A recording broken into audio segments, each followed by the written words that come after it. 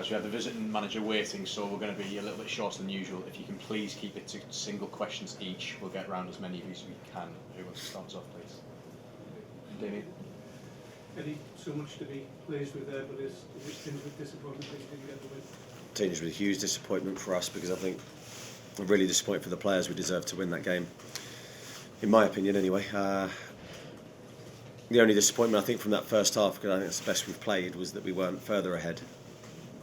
Had the chances, played with real energy and intensity and quality. Great to see us creating the big moments in their penalty box, and yeah, obviously huge disappointment where we haven't won the game with the effort we've given. Okay, we go to Dominic, Lee and Chris, please.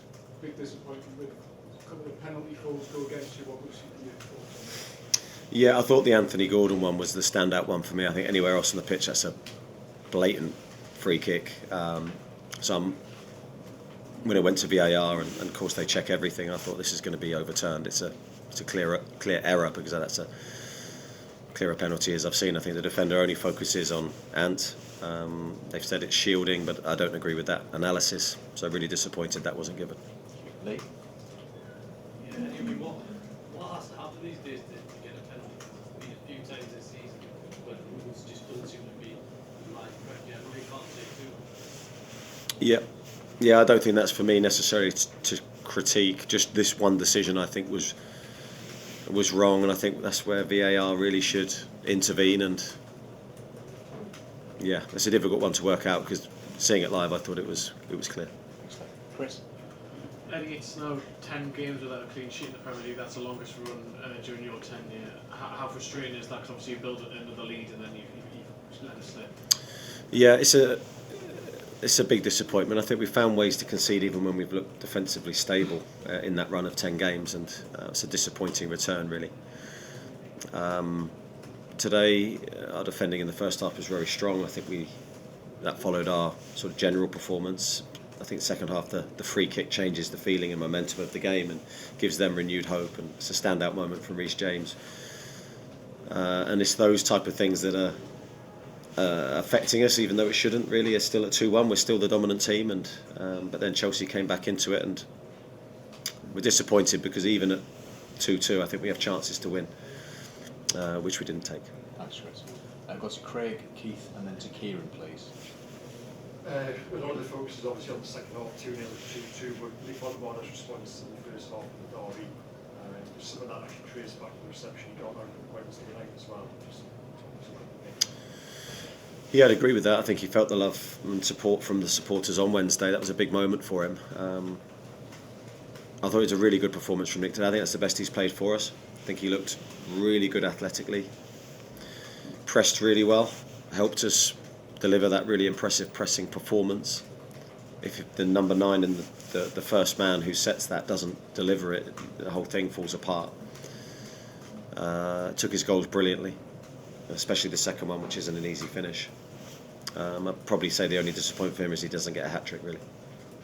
Keith? Did you think in any way there's a sort of medical thing for them there in the club? I know that game was one of those games where you could potentially be seen as a one-off, but it's happened quite a few times in the years going into this, right? Yeah, look, I have to accept the questions on this will keep coming. I don't think it is. Of course, when something keeps occurring, it'd be foolish of me to wipe it away and say, no, it doesn't exist. So we are doing work on things. We are doing our best to help the players in every way that we can when we're in that situation again. But sometimes the more you emphasise it, the more you highlight it, the worse the problem can get. So we're stuck in that very delicate balance where I don't want it to be the sole focus when we're playing the game. We've just got to play, and we've just got to execute what we need to do well. And I think it's only through winning games that it will go, and I think it will go quite quickly. But we have to accept that that's what's happened this season, and it's really hindered us. It's really cost us. Thanks, Keith. Kieran, to finish, please. Yeah, just following up from that, I think it's 13 points, which in the positions, I think, how difficult the season will be if they can get hold of. Yeah, I mean, but there's so many things you could say that if this and if that. Reality is we haven't done it, and today again it's a hollow feeling for us because we've played so well, but we only get a point for our efforts. But we're still, I think, going in the right direction. The Sunderland game apart, the last group of games since the international break, when we returned and beat Manchester City, has been a real upturn, in my opinion, in terms of performances. And I think if that continues at the rate that it is, I think we'll be absolutely fine, and we'll be in a really good place. But every time we're stepping forward, we're just getting knocked by ourselves, and we have to try and end that trend. Thank you, everyone. See you on Tuesday. Cheers. Thank you. Thanks a lot. Thank you. You too. Have a good one. You too. Cheers, guys.